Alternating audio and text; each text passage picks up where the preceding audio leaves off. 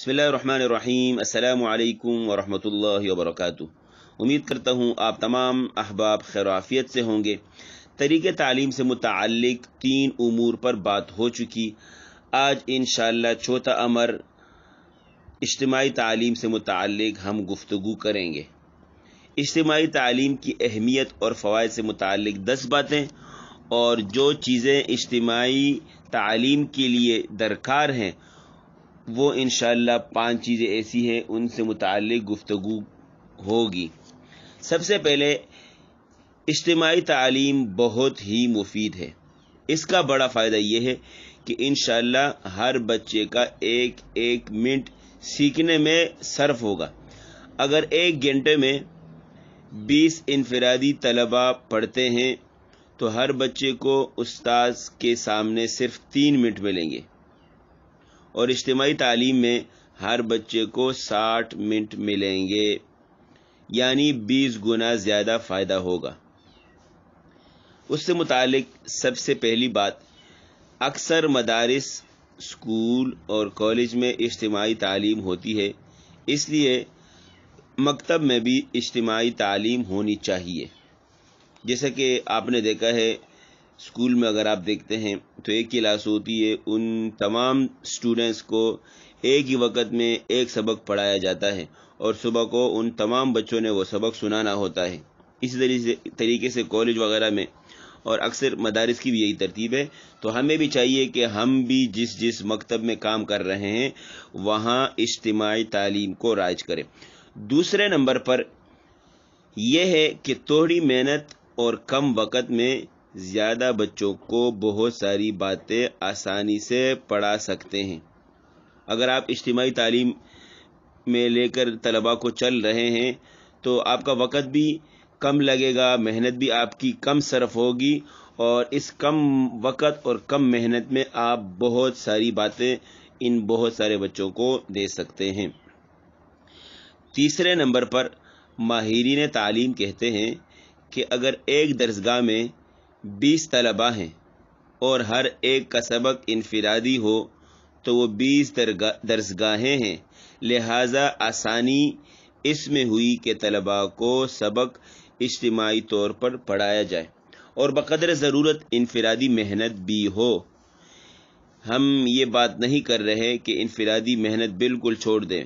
इंशाअल्लाह मैं इसी से मुतालिक आपके सामने एक वीडियो लाऊंगा जिसमें इज्तिमाई तरतीब भी होगी और इंशाअल्लाह साथ साथ आपको उस प्रैक्टिकली वीडियो में इनफरादी तालीम भी दिखाई जाएगी कि किस तरीके से हमने इज्तिमाई तौर पर बच्चों को लेना है और फिर उन पर इनफरादी मेहनत कैसे करनी है। इससे मुतालिक इंशाअल्लाह जब वो वीडियो आएगी आपके लिए ये बात समझना इंतहाई आसान होगी। चौथे नंबर पर उस्ताद बच्चों पर यकसा तवज्जो दे सकता है। अब आपके सामने 15 बच्चे बैठे हुए हैं, सब पर आपकी नज़र है, तो ये आप सबको तवज्जो दे रहे हैं, जिसकी वजह से फिर बच्चों को शरारत करने का मौका भी नहीं मिलता और दरसगाह में एक नज़म बरकरार रहता है। अगर आप दूसरी तरफ देखें इनफरादी तालीम में तो आपने हर बच्चों को अपने पास बुलाना है, फिर हर बच्चों को ये कहना है शोर मत करो, ये ना करो, वो ना करो, और इसमें तो बच्चों को फिर शरारत का मौका भी मिल जाता है। आप अगर एक इनफरादी बच्चे का सबक सुनना है और बाकी बच्चे चूंकि आपकी निगाह से दूर हैं तो वो उनको शरारत करने का ज़्यादा मौका मिलता है। 5वें नंबर पर कम तवज्जो देने वाले तलबा या जिन बच्चों को सबक जल्द याद नहीं होता वो भी गैर महसूस तरीके से सबक याद कर लेते हैं। एक बच्चा ऐसा है, वो कुन ज़हन है, आपने उसको इनफरादी सबक दे दिया, वो उसमें लगा हुआ है तो वो बहुत मुश्किल से याद करता है। बनिस्बत इस सूरत के अगर इज्तिमाई सूरत पर लेंगे तो जो एक ज़हीन बच्चा है वो पढ़ाएगा बच्चों को और साथ साथ ये बच्चा भी उनके साथ होकर गैर महसूस तरीके से उसको महसूस भी नहीं होगा और इसका सबक इंशाअल्लाह इसको याद हुआ होगा।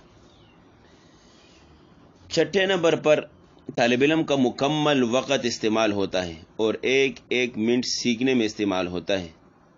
आप 15 बच्चों को एक वक्त साथ टाइम दे रहे हैं तो हर बच्चे को आपका टाइम मिल रहा है, हर बच्चे को आपके 50 मिनट मिल रहे हैं, 40 मिनट मिल रहे हैं, आप जितना टाइम अपने लिए मुकर्रर करें।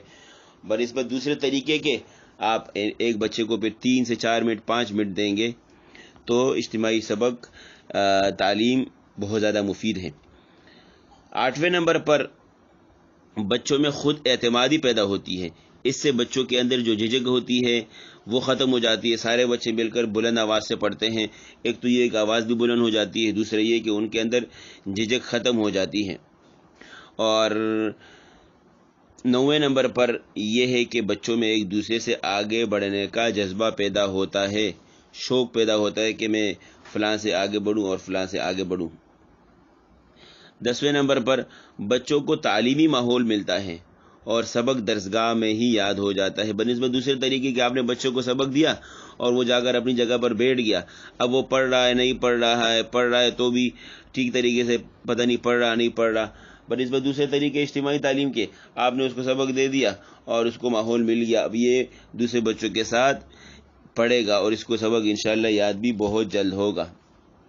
اور آخری امر اجتماعی تعلیم میں وقت کی بچت ہونے کی وجہ سے نورانی قاعدہ اور قرآن کریم کے ساتھ ساتھ دین کی ضروری اور بنیادی باتیں بچوں کو پڑھائی جا سکتی ہیں۔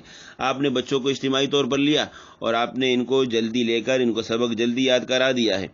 اس کے بعد اگر ہم نے کوئی نصاب کی کتاب پڑھانی ہے، کلمے پڑھانے ہیں، دعائیں سکھانی ہیں، احادیث سکھانی ہے، تربیت نصاب ہم نے ان کو کتاب دینی ہے، تو ہمارے پاس وقت بچا ہوگا جس میں ہم ان کو ان جو ہے چیزوں کی جو ہے تعلیم دے سکتے ہیں۔ شروع میں جیسے میں نے عرض کیا تھا کہ اجتماعی تعلیم کے لیے کچھ امور ہیں وہ ذکر کیے جائیں گے آخر میں، تو وہ 5 امر میں انشاءاللہ ابھی آپ کے سامنے ذکر کرتا ہوں۔ سب سے پہلے نمبر پر اجتماعی تعلیم کے لیے داخلہ ایک ساتھ ہونا ضروری ہے، چونکہ اگر آپ کا داخلہ ایک ساتھ نہیں ہوگا تو اس میں کچھ بچے آگے کچھ پیچھے، اس طریقے سے بہت زیادہ خرابی واقع ہوتی ہے، اور یہ ہے کہ پھر والدین شکایت کے لیے آتے ہیں کہ ہمارا بچہ آگے تھا اور آپ نے ان کو پیچھے کر دیا۔ تو ضروری ہے آپ اگر اجتماعی تعلیم کو فروغ دے رہے ہیں اور دینا بھی چاہیے تو ضروری ہے کہ آپ ان کے لیے ایک ساتھ داخلے کا ہونا ضروری ہے۔ دوسرے نمبر پر ابتداءً اگر آپ نے اس انفرادی تعلیم کو چھوڑ کر اجتماعی تعلیم کی طرف جانا ہے تو آپ نے سال میں 2 داخلے رکھنے ہیں، ایک سال کی ابتدا میں داخلے کی ترتیب بنانی ہے، دوسرا سال کے درمیانی، یعنی اگر 5 امتحان ہے تو آپ کو 5 امتحان کے بعد داخلے کی ترتیب بنانی ہے، تاکہ لوگوں کے ذہن میں یہ داخلے کی جو اہمیت ہے وہ پیدا ہو جائے۔ جس طریقے سے عام طور پر اسکول میں آپ نے دیکھا ہوگا اگر لوگ بچوں کو پڑھاتے ہیں تو وہ دوسرے اسکول کا جب انتخاب کرتے ہیں تو سال کے درمیان میں بچوں کو نہیں نکالتے، بلکہ سال کے شروع میں جب نئے داخلے شروع ہوتے ہیں تو اس وقت اپنے بچوں کو دوسرے تعلیم کے لیے داخلہ دلواتے ہیں۔ تیسرے نمبر پر مکتب میں موجود طلباء کی عمر کے اعتبار سے الگ الگ جماعتیں بنائیں اور ایک جماعت میں 20 طلباء رکھیں اور ایک وقت 1.5 گھنٹہ میں ایک ہی جماعت کو اجتماعی طور پر پڑھائیں۔ یہ ٹائم آپ اپنے لیے خود متعین کر سکتے ہیں جتنا آپ کے پاس ٹائم ہو۔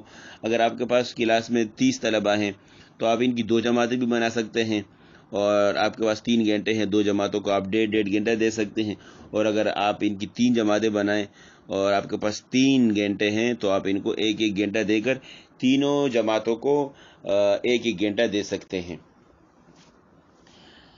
چوتھے نمبر پر ہر طالب علم کے پاس اپنی کتاب ہو تاکہ پڑھنے، سمجھنے اور یاد کرنے میں آسانی ہو۔ لازمی ہے ہر طالب علم کے پاس اپنی کتاب ہوگی تو وہ اس کو یاد کرنے میں اس کو سہولت ہوگی، تو ہر طالب علم کے پاس تربیتی نصاب کی جو کتاب ہے اس کا ہونا ضروری ہے۔